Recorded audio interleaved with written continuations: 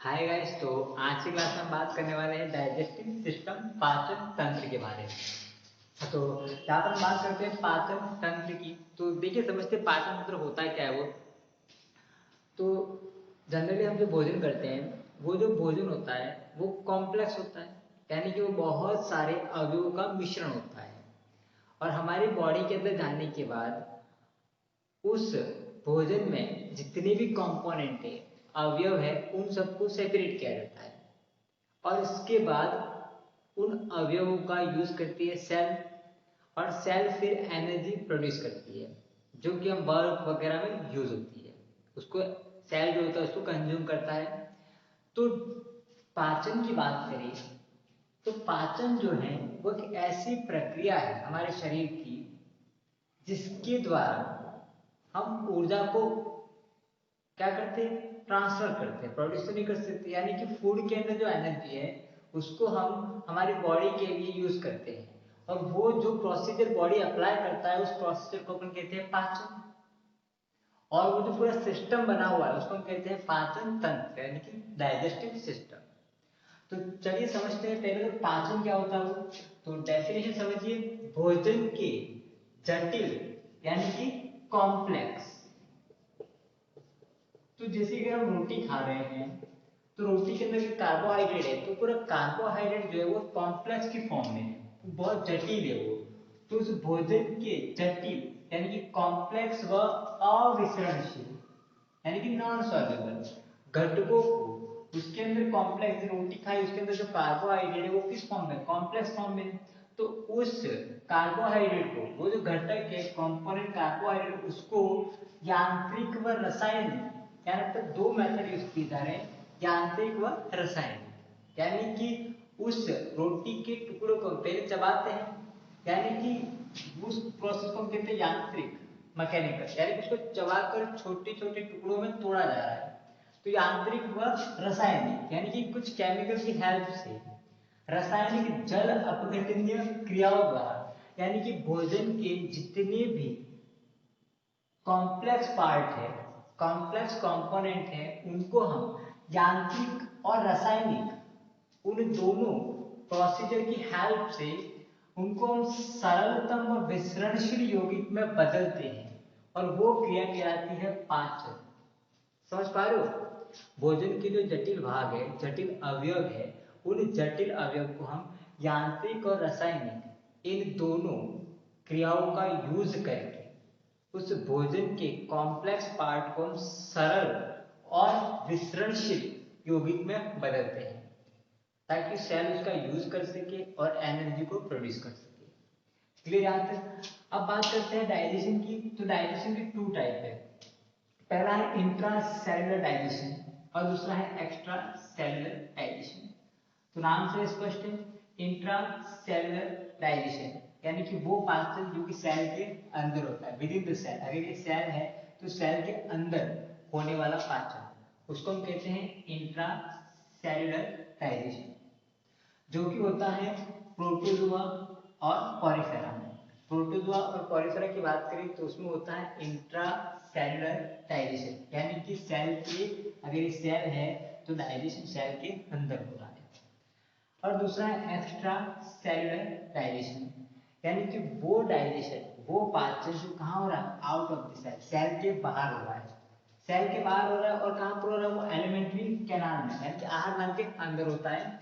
Inside digestive tract, जैसे कि human being की बात करें तो लंबी आहार नाल होती है, और उस आहार नाल के अंदर पाचन हो रहा है। और फिर पाचन होने के बाद उन पदार्थों का अवशोषण होता है और उनको सेल तक पहुंचाया जाता है।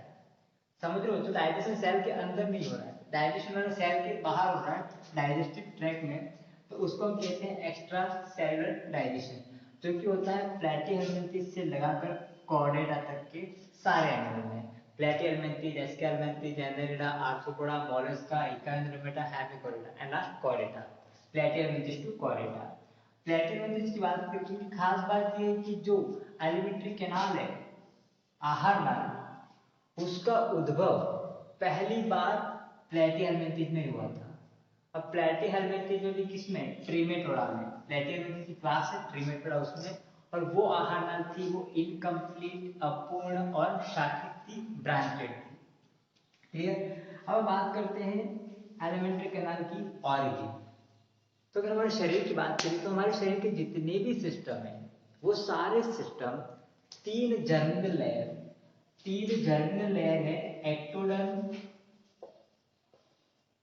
एंडोडर्म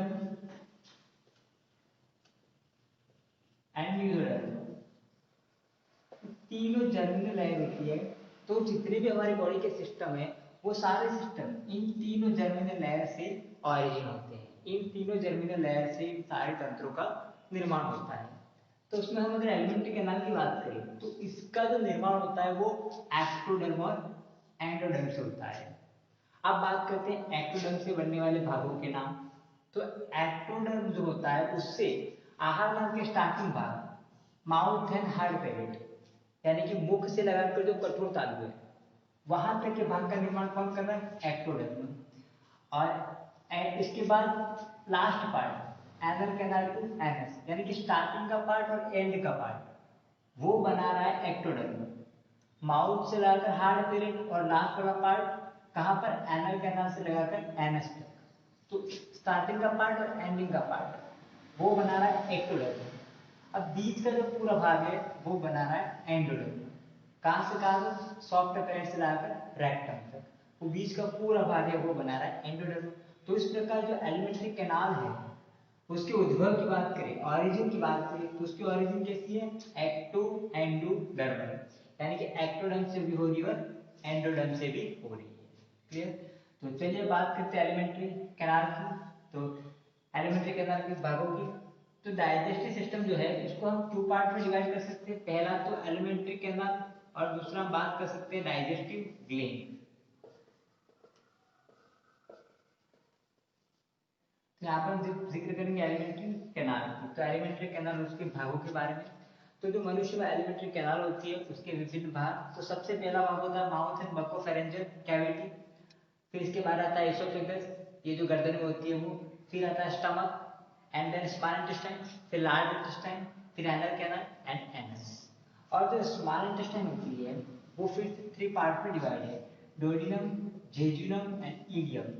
और अगर हम बात करते हैं स्मॉल इंटेस्टाइन की, तो जो स्मॉल इंटेस्टाइन है उसका डायमीटर, यानी कि उसका व्यास, उसका डायमीटर जो होता है वो कम होता है, लेकिन उसकी लेंथ जो लंबाई होती है वो ज्यादा होती है स्मॉल इंटेस्टाइन की। वही अगर हम बात करते हैं लार्ज इंटेस्टाइन की, तो लार्ज इंटेस्टाइन जो होता है उसका डायमीटर ज्यादा होता है, यानी कि व्यास, तो उसका डायमीटर ज्यादा होता है लेकिन उसकी जो लेंथ होती है वो कम होती है, उसकी लेंथ कम होती है। और लार्ज इंटेस्टाइन के फिर तीन भाग हैं, सीकम, कॉलम एंड रेक्टम। और कॉलम के फिर से फोर पार्ट है, असेंडिंग कॉलम ये होता है, ये असेंडिंग कॉलम। और फिर इसके बाद ये वाला होता है ट्रांसफॉर्मिंग कॉलम। और फिर इसके बाद यहाँ पर आता है डिसेंडिंग कॉलम। और फिर लास्ट में यहाँ पर होता है सिग्मोइड कॉलम। तो ये कॉलम के चार भाग हो गए, ये हो गया असेंडिंग कॉलम, ये ट्रांसफॉर्मिंग कॉलम, ये डिसेंडिंग कॉलम और ये वाला सिग्मोइड कॉलम। ये कॉलम के चार भाग हो गए। एंड कॉलम के बाद आता है रेक्टम, और रेक्टम के बाद क्या आएगा, एनल कैनाल और फिर एनस। तो पूरी एलिमेंट्री कैनाल के भाग कौन से होगी, माउथ एंड बकोफेरेंजियल कैविटी सबसे पहला, फिर एसोफेगस एंड देन स्टमक, और फिर डिओडिनम, जेजुनम, इलियम, फिर सीकम, फिर असेंडिंग कॉलम, ट्रांसफॉर्मिंग कॉलम, यानी ascending column, transforming column, descending column और सिग्मोइड कॉलम। और फिर इसके बाद कौन सा आएगा, रेक्टम, और फिर एनल कैनाल और एनस। ये होगी पूरी एलिमेंट्री कैनाल। और दूसरा है डाइजेस्टिव ग्लैंड। अगर हम बात करते हैं डाइजेस्टिव ग्लैंड की, तो डाइजेस्टिव ग्लैंड जो होती है उसमें सबसे पहली होती है सलाइवरी ग्लैंड, सलाइवरी ग्लैंड। इसके बाद है गैस्ट्रिक ग्लैंड, सलाइवरी ग्लैंड जो कि मुंह में होती है, गैस्ट्रिक ग्लैंड जो कि आमाशय में होती है। इसके बाद आती है लीवर ग्लैंड, सबसे बड़ी जो ग्रंथि है वो liver gland. And then liver gland के बाद पेनक्रियाज। तो ये ग्लैंड होती है, ग्लैंड जो होती है उनसे केमिकल रिलीज होते हैं, यानी कि पाचक रस स्रावित किए जाते हैं, जैसे कि सलाइवरी ग्लैंड से सलाइवा रिलीज की जाती है, गैस्ट्रिक ग्लैंड से गैस्ट्रिक जूस निकलता है, लीवर ग्लैंड से बाइल जूस निकलता है। बाइल जूस जो होता है एक्चुअल में डाइजेस्टिव जूस नहीं है, इसकी प्रॉपर्टी वगैरह सब पढ़ेंगे अपन। और पैंक्रियाज से पैंक्रियाटिक जूस निकलता है। और साथ में सक्कस एंटेरिकस, यानी कि यहाँ पर हम बात करते हैं इंटेस्टाइन से, इंटेस्टाइन जो होता है उससे भी एक जूस निकलता है जिसको हम कहते हैं सक्कस एंटेरिकस। उसकी भी इंपॉर्टेंस होती है डाइजेशन की, उसके बारे में चर्चा करेंगे।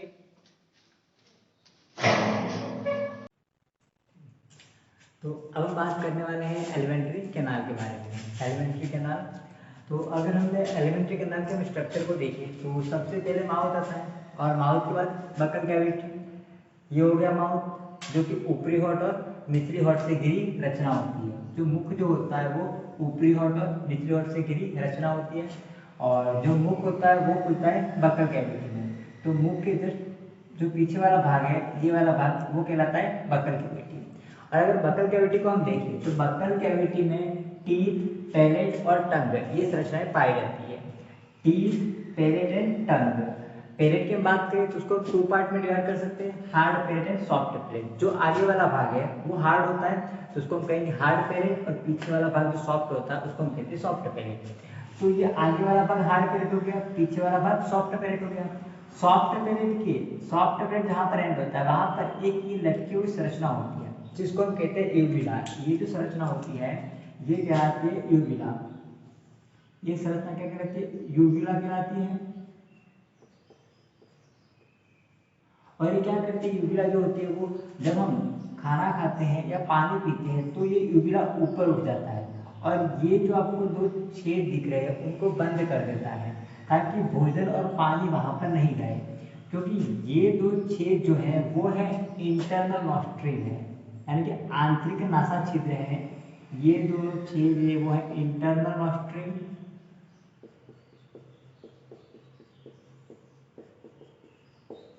आंतरिक नासा छिद्र है। यानी कि यूविला क्या करेगा?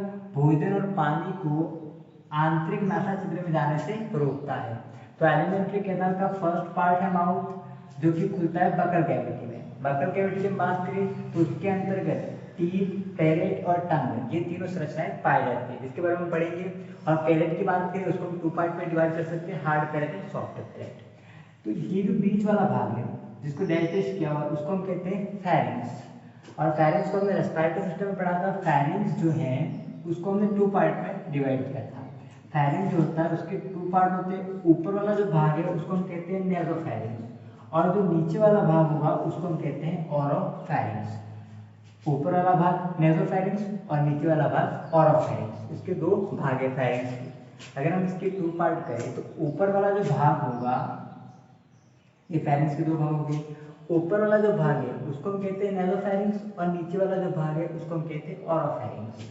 और अगर इसकी स्ट्रक्चर देखिए हम, तो जो नेसोफेरिंग्स है ऊपर वाला भाग, उसमें 2 जोड़ी छिद्र होते हैं, 2 पेयर ऑफ पोर। उसमें 2 जोड़ी छिद्र पाए जाते हैं।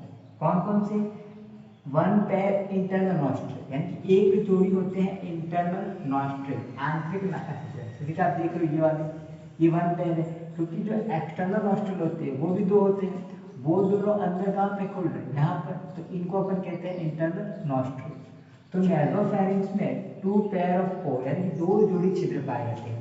एक जोड़ी तो कौन से? आंतरिक नासा छिद्र, ये वाले। और एक जोड़ी 1 पेयर, एक जोड़ी होती है यूस्टेकियन पोर।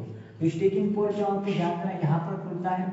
यहाँ पर अगर जो कर्ण होता है, कान जो होता है, वहां से नलिका निकलती है जो कि फेरिंग्स में खुलती है, नेसोफेरिंग्स में। और ये जो पोर है उसको हम कहते हैं यूस्टेकियन पोर। यूस्टेकियन पोर जो होता है उसके हम काम, उसके कार्य की बात करें तो यूस्टेकियन पोर जो होता है वो ज्यादा आवाज को, एक्सेसिव साउंड, ज्यादा आवाज को मुंह के जरिए बाहर निकाल देता है, मुंह के जरिए बाहर। ताकि क्या होगा कि जो कान के पर्दे हैं उनको नुकसान नहीं पहुंचे। जो ज्यादा आवाज आएगी उसको मुंह के जरिए, ये यूस्टेकियन पोर जो होता है उसको मुंह के जरिए बाहर निकाल देता है। ये यूस्टेकियन ट्यूब होती है, और ये यूस्टेकियन छिद्र होता है जो कि एक जोड़ी होते हैं। दोनों कान से यूस्टेकियन ट्यूब निकलती है और वो कहाँ पे खुलती है, यूस्टिशियन पोर में। तो क्लियर। तो फेरिंग्स की हम बात करते हैं तो फेरिंग्स के 2 पार्ट है, ऊपर वाला भाग नेसोफेरिंक्स और नीचे वाला भाग ओरोफेरिंक्स। नेसोफेरिंक्स की हम बात करें तो 2 जोड़ी छिद्र होते हैं, 2 पेयर ऑफ पोर, जिसमें से एक जोड़ी है आंतरिक नासा छिद्र, ये रहे, और एक जोड़ी है यूस्टिशियन पोर, ये 2 है, और ये भी एक जोड़ी।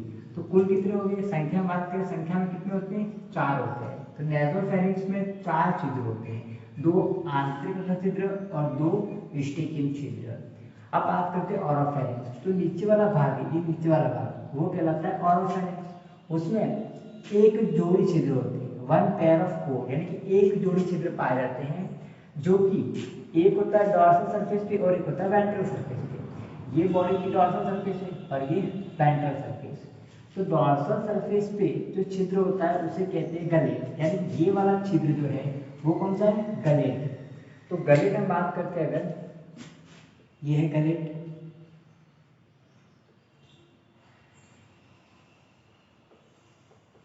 गलेट। तो गलेट की बात करें तो गलेट जो है वो कहाँ पर खुल रहा है, वो इसोफेगस में खुल रहा है, यानी कि इसोफेगस जो है उसकी ओपनिंग क्या कहलाती है, गलेट कहलाती है। तो डॉर्सल सरफेस पे जो छिद्र है वो है गलेट।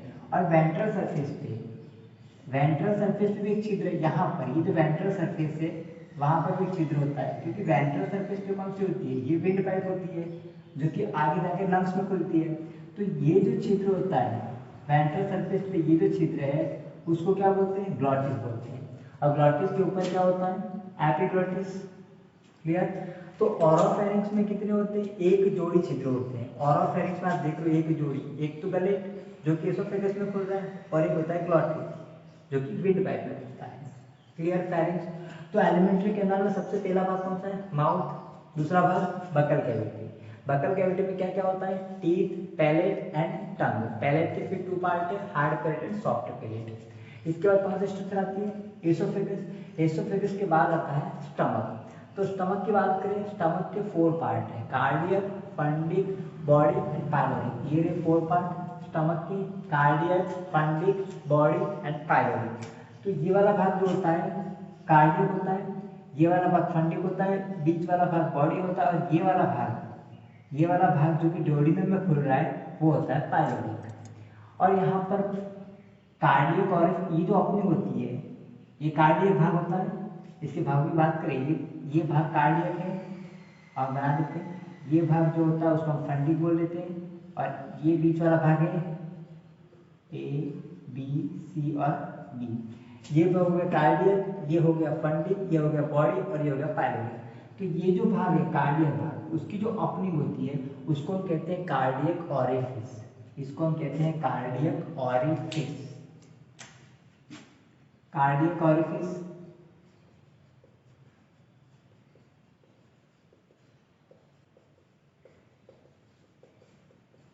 Cardiac orifice. और वहां पर जो स्फिंक्टर लगा होता है जिसको कंट्रोल करता है उसको हम कहते हैं कार्डियक स्फिंक्टर। और ये जो भाग है पाइलोरिक, वो डोडिनम में पाइलोरिक ऑरिफिस के द्वारा खुलता है और वहां पर पाइलोरिक स्फिंक्टर होगा। तो आहार का सबसे पहला भाग कौन सा है, माउथ, दूसरा भाग बकोफेरेंजियल कैविटी यानी कि बकल कैविटी और ये फेरिंक्स पूरा, तीसरा भाग आ गया एसोफेगस, चौथा भाग है स्टमक, और फिर पांचवा भाग है स्मॉल इंटेस्टाइन। स्मॉल इंटेस्टाइन और फिर क्या आता है लार्ज इंटेस्टाइन, फिर आती है लार्ज इंटेस्टाइन, और फिर कौन सा आता है कॉलम, रेक्टम, एनल कैनाल और एनस, रेक्टम, एनल कैनाल और एनस, यह आहार के भाग है। तब बात करते हैं स्मॉल इंटेस्टाइन की। तो अगर स्मॉल इंटेस्टाइन की हम बात करते हैं तो स्मॉल इंटेस्टाइन जो होती है वह स्मॉल इंटेस्टाइन जो होती है उसका डायमीटर कम होता है, डायमीटर कम होता है, लेकिन लेंथ है यानी कि लंबाई, उसकी जो लेंथ होती है वो ज़्यादा होती है। स्मॉल इंटेस्टाइन के भाग कौन कौन से देखिए, ये डोडिनम, इसका ये जेजुनम और ये इलियम। अब देख लो डायमीटर की पतली होती है, डायमीटर कम है लेकिन लेंथ ज़्यादा होती है, लंबाई ज़्यादा होती है छोटी हाथ की स्मॉल इंटेस्टाइन की, डायमीटर कम होता है लेकिन लेंथ ज़्यादा होती है। और स्मॉल इंटेस्टाइन के भागों के नाम पूछे जाए तो कौन कौन से, डोडिनम, जेजुनम और इलियम। डोडिनम, ये जेजुनम और ये पूरी कुंडलित नलिका दिख रही है अंदर वो है इलियम। तो ये छोटे हाथ के भाग स्मॉल इंटेस्टाइन के। अब बात करते हैं अपन लार्ज इंटेस्टाइन के बारे में। तो लार्ज इंटेस्टाइन के भाग कौन कौन से हैं? लार्ज इंटेस्टाइन के भाग सीकम, कॉलम और रेक्टम। तो ये इलियम और इसके बाद ये आ गया सीकम और यहाँ से लाकर ये पूरी कॉलम और इसके बाद ये रेक्टम। तो सीकम, कॉलम और रेक्टम ये तीनों भाग है लार्ज इंटेस्टाइन के। और अगर लार्ज इंटेस्टाइन की हम बात करें, लार्ज इंटेस्टाइन जो होता है उसका डायामीटर ज्यादा होता है, उसका डायामीटर ज्यादा होता है और लेंथ उसकी कम होती है, लेंथ कम होती है। यानी कि आप देख रहे हो कि जो लार्ज इंटेस्टाइन है उसका डायामीटर व्यास ज्यादा है, मोटी है, व्यास ज्यादा है लेकिन लंबाई कम होती है। वही स्मॉल इंटेस्टाइन की बात करें तो उसका डायामीटर कम होता है और लेंथ ज्यादा होती है। तो इसके भागों की बात करें लार्ज इंटेस्टाइन के, तो सबसे पहला भाग कौन सा है? सीकम। ये रहा, यहाँ पर इलियम एंड हो जाती है, ये होता है सीकम। और सीकम और इलियम ये जॉइंट पर एक कुंडलित प्लांट्स है, यानी कि कुंडलित नलिका होती है, आपको देखिए छोटी, जिसको हम कहते हैं अपेंडिक्स कहते हैं, जो कि ह्यूमन बॉडी का वेस्टिजियल ऑर्गन है अपेंडिक्स। क्लियर यहाँ तक? तो ये तो हो गया सीकम।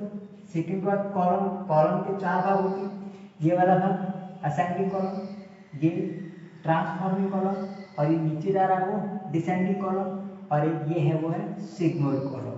तो कॉलम के कुल 4 भाग है, ascending column, transforming column, descending column, sigmoid column, ये सब मिलकर बना रहे कॉलम। तो ये तो हो गया सीकम, ये कॉलम और ये हो गया रेक्टम। तो सीकम, कॉलम और रेक्टम ये तीनों भाग हो गए लार्ज इंटेस्टाइन के। क्लियर? इसके बाद क्या आता है? फिर एनल कैनाल और फिर लास्ट में आता है एनस। ये थी एलिमेंट्री कैनाल ह्यूमन बीइंग की। तो एलिमेंट्री कैनाल की बात करें तो कहाँ से कहाँ तक फैली होती है? मुख से गुदा तक, यानी माउथ से लगाकर एनस तक पूरी फैली होती है, मुख से गुदा तक। अगर इसकी लंबाई की बात करें तो लंबाई होती है 8 से 10 मीटर लंबी होती है, टोटल इसकी लेंथ होती है 8 से 10 मीटर होती है। और शाकाहारियों में, जो शाकाहारी है उनमें मांसाहारी की तुलना में ये जो आहारदार होती है वो लंबी होती है। और इसकी ऑरिजिन को हमने पढ़ा था कैसी होती है? एक्टो एंडोडर्मल होती है। एक्टो एंडोडर्मल हमने क्या पढ़ा था कि माउथ से लगाकर हार्ड पेरिट, ये माउथ और हार्ड पेरिट, उसकी ऑरिजिन कहाँ से होती है? एक्टोडर्म से। और दूसरी कहाँ? एनल कैनाल से एनस, एनल कैनाल से एनल, इसकी ऑरिजिन कहाँ से होती है? एक्टोडर्म से। यानी कि स्टार्टिंग का छोटा सा पार्ट और एंडिंग का पार्ट वो कौन बना रहा है? एक्टोडर्म बना रहा है। वो कौन बना रहा है? एक्टोडर्म। और बीच का भाग कहाँ से लगाकर? सॉफ्ट पैरेट से लगाकर रेक्टम तक, सॉफ्ट पैरेट से रेक्टम तक, ये पूरा ऑरिजिनेटेड कहाँ से है? एंडोडर्म से। तो इस प्रकार एलिमेंट्री कैनाल की जो ऑरिजिन है वो कैसी हुई? Ecto endodermal. क्लियर? तो चलिए एक बार पूरे भागों को एक बार फिर रिवाइज कर लेते हैं। एलिमेंट्री कैनाल के भाग देखिए, सबसे पहले आता है माउथ, फिर आता है बकल कैविटी, फिर एसोफेगस, फिर स्टमक, फिर डोडिनम, जेजुनम और इलियम। ये तीनों किसके भाग है? स्मॉल इंटेस्टाइन के। फिर क्या आता है? सीकम, फिर ascending column, transforming column, descending column और सिग्मोइड कॉलम, फिर rectum, anal canal and anus. ये टोटल एलिमेंट्री कैनाल की पार्ट हो गई। क्लियर?